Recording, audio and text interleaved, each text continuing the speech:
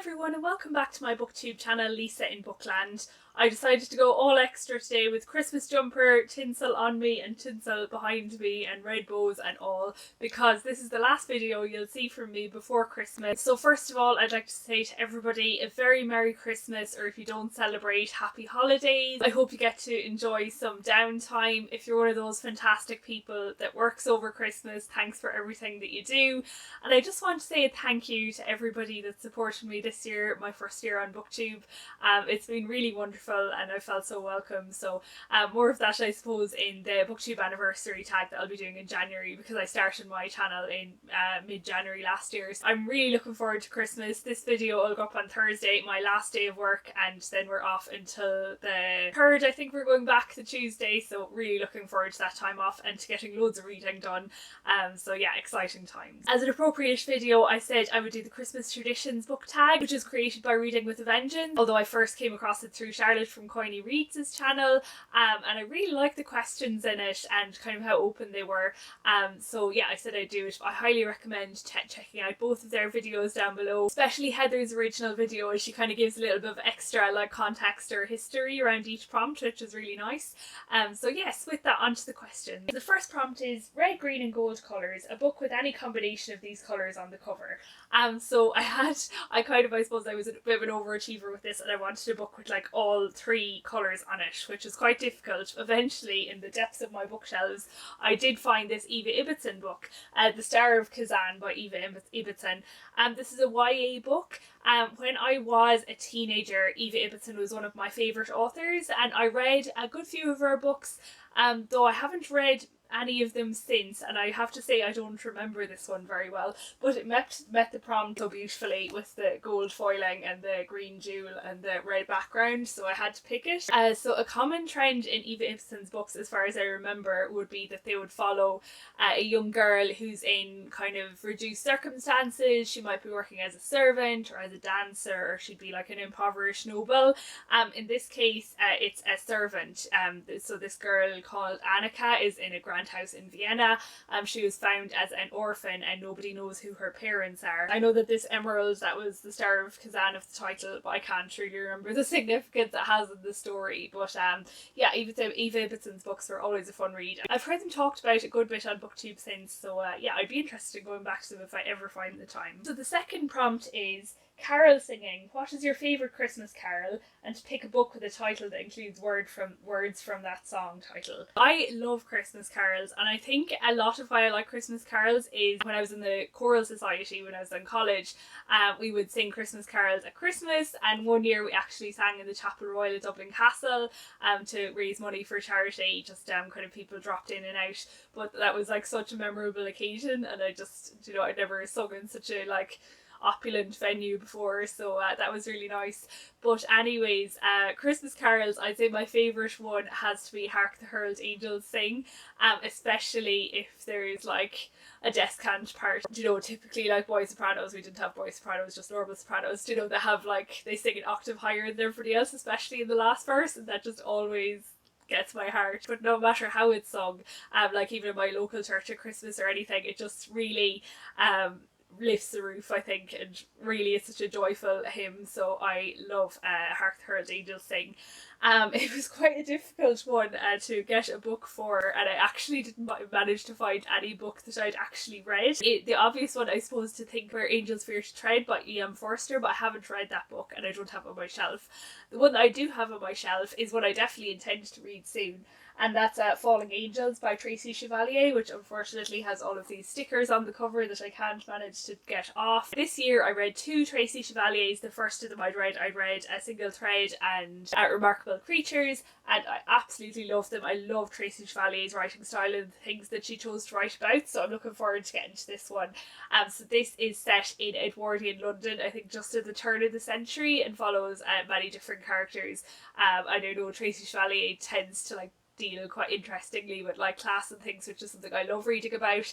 So yeah, this is a good one to fill that prompt, even if I haven't read it yet, unfortunately. So the third prompt is Christmas Trees, Wreaths and Evergreens, a book that features nature as a character. The book I selected for this, I suppose, is quite an obvious one, and that's The Secret Garden by Frances Hodgson Burnett. Another book I really loved when I was younger. At least I can say I loved the first half of it. I have a very big issue with The Secret Garden, and that's that I don't like Colin. I know. I just don't like him. And like he kind of ruins the second half of the book for me. But I do love where nature, like obviously there's the second half of the book deals a lot with kind of the garden really coming into its own, but the part of nature I love with this is Mary by herself, I suppose, as quite a neglected child coming over from India to stay in this big manor. It's winter and she's turned out into the grounds to just, I suppose, play. Her maid tells her to, like, well, not go out and play. She hardly knows what that means, but she does come across the secret garden. There's such a vivid scene in it where she sees like these flowers or something that are trying to come up, but they're covered with weeds and things, and she's trying to like pull away the weeds to give the flowers a chance to flourish. And I just think that's such a wonderful scene. So yeah, The Secret Garden definitely has loads of nature in it, and if you happen to like Colin, unlike me, maybe you will be able to, maybe you'll enjoy the whole book 100%. But yeah, anyways. So the fourth prompt is sending cards, a favourite epistolary book you read this year or want to read next year. So I looked through all of the books I'd read this year, and the only epistolary one that I came across that I read, fortunately I did enjoy it very much, and that's Lady Susan by Jane Austen. But Lady Susan is a finished book, but I suppose it's kind of more of a novella, which is why it's not counted among her major works very often, but it is told entirely through letters. And the main character is the Lady Susan, and she is basically quite a horrible character who is so mean to her daughter, and she's so just out for herself, like maximum amount of money and comfort possible, and yeah, does some very scandalous things in this book. So it was so much fun to read. I had read it before, but it's like the first time I'd read it since I'd really gotten into Jane Austen and knew a lot more about her, so I enjoyed it more this time. And what I think is really clever and fun about this as well is it isn't just a series of letters between two people or anything. You really only see one side of the conversation in a lot of cases. You don't see the replies, or you have to guess what the replies are based on like the following letters, and yeah, I just thought that was really fun. So the fifth prompt is Mistletoe, a book that features unrequited love. As I think Charlotte pointed out in her video, I wanted a book where the love remained unrequited for the whole book, which there's not many of those around. But the book I eventually settled on was this book, Bleak House by Charles Dickens. So I know I talk about this book a lot, but there is kind of an unusual love story in this. I don't want to give away any spoilers. I'm questioning whether the love in this book is even unrequited. But I think so. Like, certainly, even though there's lots of love in this book, I think some characters don't get the kind of love that they would have liked from the other person. And I just find the ending of this book so powerful. It like hit me so hard the first time I read it, as I've said many times on this channel. But I think every time I go back and reread Bleak House, I'll think more about those relationships. And yeah, I just love the aspect of the book. It's my favourite aspect of this book. So yes, Bleak House by Charles Dickens, for an unusual unrequited love story. So the sixth prompt is Santa Claus, a book that features a character who's not really likeable but endearing anyways. There are a few characters you could pick for this. The word I had difficulty with is endearing, which I find quite a strong word. Like, there's some characters that are really likeable but you'd still enjoy reading about them because they're interesting, or you'd tolerate them, but endearing is quite strong. But the one I decided on was another Jane Austen, and that's Edward Ferrars, Sense and Sensibility. He's a difficult character to like. It's not because he is any malice or he's a bad person. He just, I don't know, he's just really thick.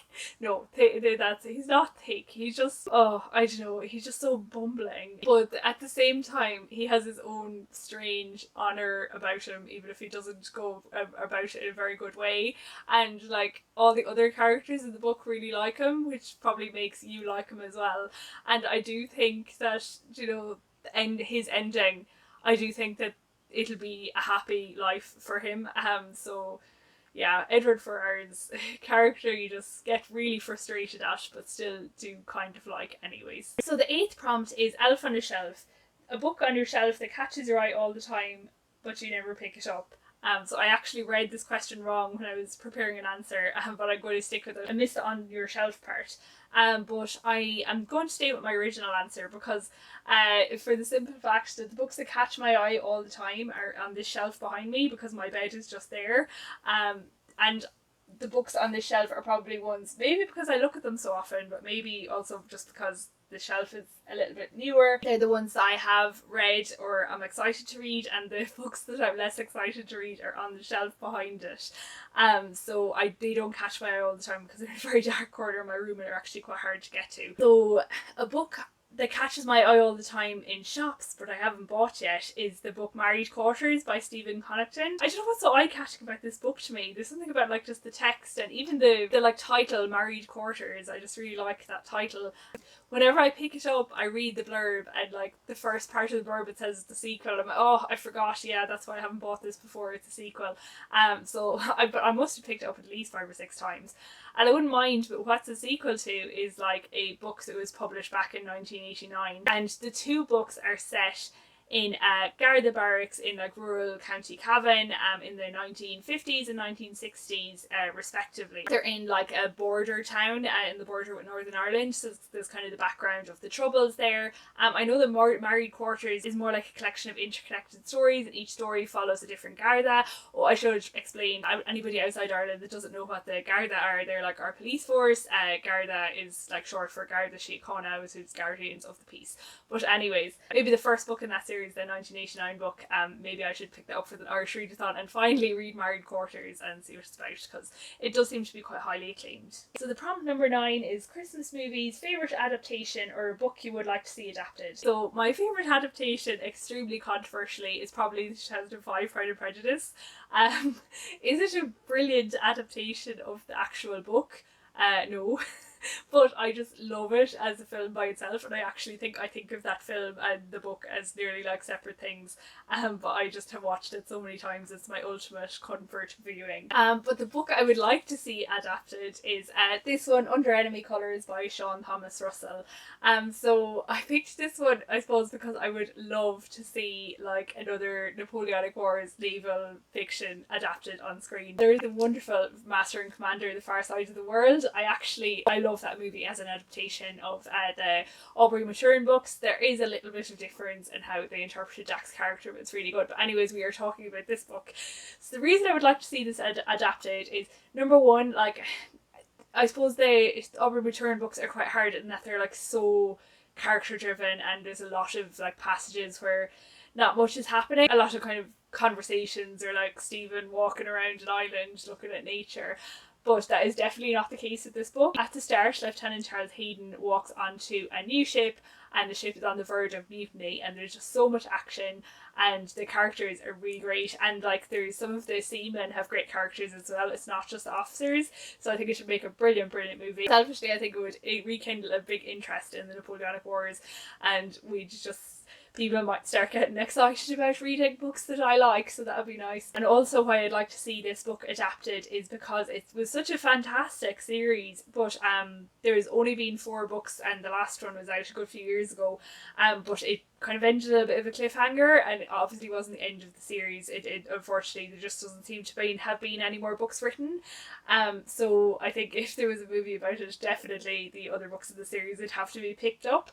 But yes, I don't know if there's much hope of it being adapted as a book. I don't think it's one of the more popular naval series, but apparently the reason that there is not many of these made into movies, as fantastic as they would be, is they're absolutely horrifically expensive to make.